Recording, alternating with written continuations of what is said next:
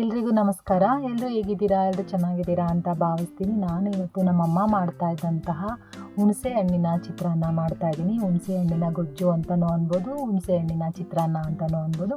ಯಾವ ರೀತಿ ಮಾಡೋದು ಅಂತ ನೋಡೋಣ ಬನ್ನಿ. ಮೊದಲು ನಾನು ಸ್ಟವ್ ಮೇಲೆ ಒಂದು ಬಾಣಲಿನ ಇಟ್ಟು 1 ಸ್ಪೂನ್ ಆಗೋವಷ್ಟು ಜೀರಿಗೆನ ಹಾಕಿದ್ದೀನಿ. 1/4 ಸ್ಪೂನ್ ಆಗೋವಷ್ಟು ಮೆಂತ್ಯ ಕಾಳನ್ನು ಹಾಕಿ ಈ ರೀತಿ ಕೆಂಪಗಾಗೋವರೆಗೂ ಫ್ರೈ ಮಾಡ್ಕೊಂಡು ಬರೋಣ. ಇದನ್ನು ತಣ್ಣಗಾಗೋದಕ್ಕೆ ಬಿಟ್ಟು ಒಂದು ಮಿಕ್ಸಿ ಜಾರಿಗೆ ಹಾಕಿ ತುಂಬ ನುಣ್ಣಗೆ ಗ್ರೈಂಡ್ ಮಾಡ್ಕೊಂಡು ಬರೋಣ. ಈ ರೀತಿ ಮಾಡೋದ್ರಿಂದ ಈ ಹುಣಸೆ ಹಣ್ಣಿನ ಚಿತ್ರಾನ್ನ ತುಂಬ ರುಚಿಯಾಗಿರುತ್ತೆ. ಇವಾಗ ಒಗ್ಗರಣೆ ಮಾಡ್ಕೊಳ್ಳೋಣ. ಅದೇ ಬಾಣಲಿಗೆ ಸ್ವಲ್ಪ ಎಣ್ಣೆ ಹಾಕ್ತಾಯಿದ್ದೀನಿ. ಎಣ್ಣೆ ನಿಮ್ಮ ಇಷ್ಟ, ಜಾಸ್ತಿ ಆದರೂ ಹಾಕ್ಕೋಬೋದು, ಕಡಿಮೆ ಆದರೂ ಹಾಕ್ಕೋಬೋದು. ನಾನಿಲ್ಲಿ ಒಂದು 3 ಸ್ಪೂನಷ್ಟು ಆಗೋವಷ್ಟು ಎಣ್ಣೆ ಹಾಕಿದ್ದೀನಿ. ಒಂದು ಅರ್ಧ ಸ್ಪೂನ್ ಆಗೋವಷ್ಟು ಸಾಸಿವೆ ಹಾಕಿದ್ದೀನಿ. ಸಾಸಿವೆ ಚಟಪಟ ಅಂತ ಸಿಡಿದ ಮೇಲೆ 3 ಎಸಳಷ್ಟು ಕರಿಬೇವನ್ನು ಸೇರಿಸ್ತಾ ಇದ್ದೀನಿ. 1 ಸ್ಪೂನಷ್ಟು ಕಡಲೆಬೇಳೆನ ಸೇರಿಸಿ ಚೆನ್ನಾಗಿ ಫ್ರೈ ಮಾಡ್ಕೊಳ್ಳೋಣ. ಇವಾಗ ಜಜ್ಜಿರೋ ಅಂತಹ ಬೆಳ್ಳುಳ್ಳಿನ ಸೇರಿಸ್ತಾ ಇದ್ದೀನಿ. 1 ಸಣ್ಣ ಗೆಡ್ಡೆಯಷ್ಟು ಬೆಳ್ಳುಳ್ಳಿನ ಜಜ್ಜಿ ಹಾಕಿದ್ರೆ ತುಂಬ ಚೆನ್ನಾಗಿರುತ್ತೆ. ನೀವು ತುರಿದು ಕೂಡ ಬೇಕಾದರೆ ಹಾಕೋಬೋದು. ಖಾರಕ್ಕೆ ತಕ್ಕಂತೆ ಹಸಿ ಮೆಣಸಿನ್ಕಾಯಿನ ಸೇರಿಸ್ತಾ ಇದ್ದೀನಿ. ನಿಮ್ಮ ಖಾರಕ್ಕೆ ಅನುಗುಣವಾಗಿ ನೀವು ಮೆಣಸಿನ್ಕಾಯಿನ ಸೇರಿಸ್ಕೋಬೋದು.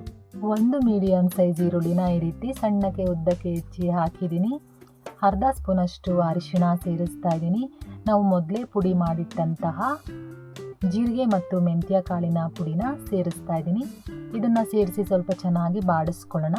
ಇವಾಗ ರುಚಿಗೆ ತಕ್ಕಷ್ಟು ಹುಣಸೆ ರಸನ ಹಾಕ್ತಾ ಇದ್ದೀನಿ. ನಾನಿಲ್ಲಿ 4 ಜನಕ್ಕೆ ಮಾಡಿ ತೋರಿಸ್ತಾ ಇದ್ದೀನಿ. ನಾನಿಲ್ಲಿ ಒಂದು ನಿಂಬೆ ಹಣ್ಣಿನ ಗಾತ್ರದಷ್ಟು ಹುಣಸೆ ರಸನ ಹಾಕ್ತಾ ಇದ್ದೀನಿ. ಇದನ್ನೆಲ್ಲ ಚೆನ್ನಾಗಿ ಮಿಕ್ಸ್ ಮಾಡ್ಕೊಳ್ಬೇಕು. ಇದು ಸ್ವಲ್ಪ ಹಸಿ ವಾಸನೆ ಹೋಗೋವರೆಗೂ.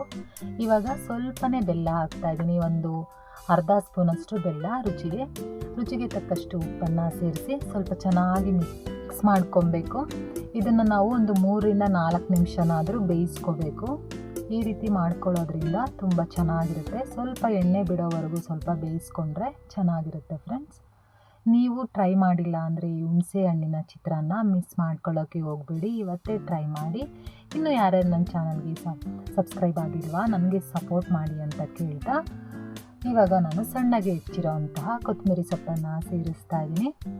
ಕೊತ್ತಂಬರಿ ಸೊಪ್ಪು ಹಾಕಿ ಚೆನ್ನಾಗಿ ಮಿಕ್ಸ್ ಮಾಡಿಕೊಂಡ್ರೆ ಹುಣಸೆ ಹಣ್ಣಿನ ಚಿತ್ರಾನ್ನ ರೆಡಿನೇ ಆಗೋಯ್ತು. ತುಂಬಾ ರುಚಿಯಾಗಿರುತ್ತೆ ಫ್ರೆಂಡ್ಸ್. ನೀವು ಒಂದ್ಸಲ ಟ್ರೈ ಮಾಡಿ ನನಗೆ ಕಮೆಂಟ್ ಮಾಡಿ ಹೇಗಿತ್ತು ಅಂತ ಹೇಳಿ.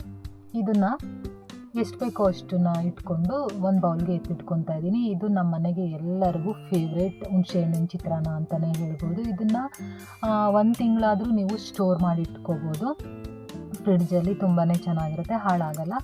ಇವಾಗ ನಾನು ಇದಕ್ಕೆ ಸ್ವಲ್ಪ ಅನ್ನ ಹಾಕಿ ಚೆನ್ನಾಗಿ ಮಿಕ್ಸ್ ಮಾಡಿಕೊಂಡು ಕರ್ದಿರೋ ಅಂತಹ ಕಡಲೆ ಬೀಜನ ಹಾಕ್ಕೊಂಡು ಕಲಿಸ್ಕೊಂಡು ತಿಂತಾಯಿದ್ರೆ ಸಖತ್ತಾಗಿರುತ್ತೆ. ಒಂದೊಂದು ತುತ್ತಿಗೂ ಒಂದೊಂದು ಕಡಲೆ ಬೀಜ ಸಿಗ್ತಾ ಇರುತ್ತಲ್ಲ, ನನಗಂತೂ ಸಖತ್ ಇಷ್ಟ. ಈ ಥರ ಚಿತ್ರಾನ್ನ ಐಟಮಲ್ಲಿ ನನಗೆ ಕಡಲೆ ಬೀಜ ಜಾಸ್ತಿ ಇರಬೇಕು, ನಂಗೆ ತುಂಬ ಇಷ್ಟ ಆಗುತ್ತೆ. ನಿಮಗೂ ಕಡಲೆ ಬೀಜ ಇಷ್ಟ ಆಗುತ್ತಾ ಅಂತ ನನಗೆ ಕಮೆಂಟ್ ಮಾಡಿ.